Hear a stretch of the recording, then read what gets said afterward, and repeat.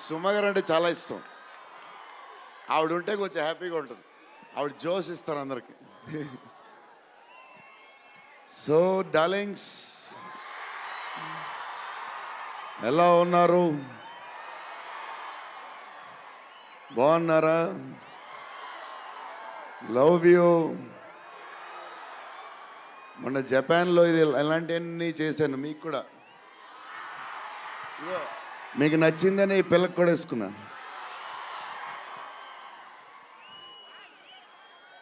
So ఈ చలిలో ఇంతమంది వచ్చారు, ఇబ్బంది పడుతున్నారేమో, చూసుకోండి జాగ్రత్తగా. టూ మచ్ చలి ఉంది. యా అండ్ ఎక్కడి నుంచి స్టార్ట్ చేద్దాం?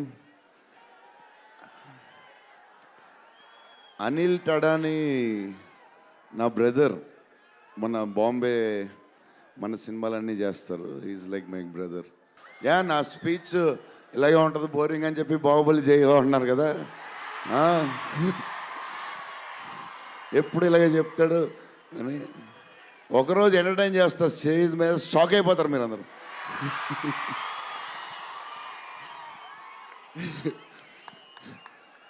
ఓకే, ఈ సినిమాకి హీరో విశ్వప్రసాద్ గారు. ఎందుకంటే ఇది అసలు 3 సంవత్సరాలు ఈ సినిమా తీసినప్పుడు అనుకున్న బడ్జెట్ ఒకటి, ఈయనేమో మళ్ళీ చెప్తా మారితే ఎక్కడ ఈయన ఆయన సరే తర్వాత చెప్తా.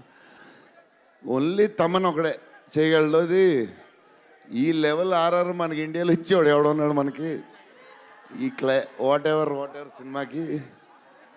నేను ఇంతకు అనుకున్నాను క్యారవాన్లో, తమన్ నీ ధైర్యం నాకు ఎప్పుడు రావట్లేదు, ఈ సూట్ వేసుకు రాలేకపోతున్నాను ఫంక్షన్కి, ఎప్పుడు వస్తుందో ఆ ధైర్యం. చాలా సీరియస్గా అన్నీ రెడీ చేసుకుంటాను.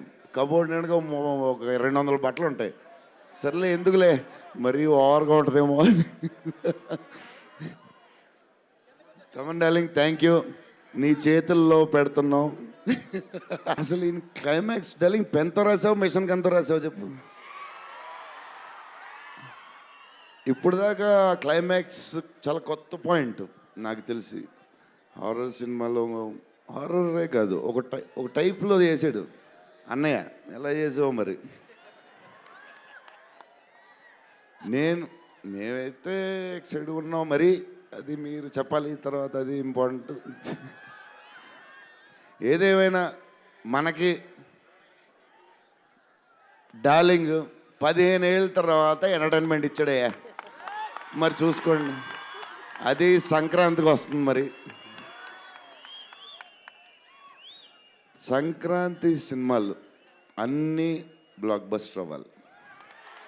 అన్నీ వెరీ ఇంపార్టెంట్.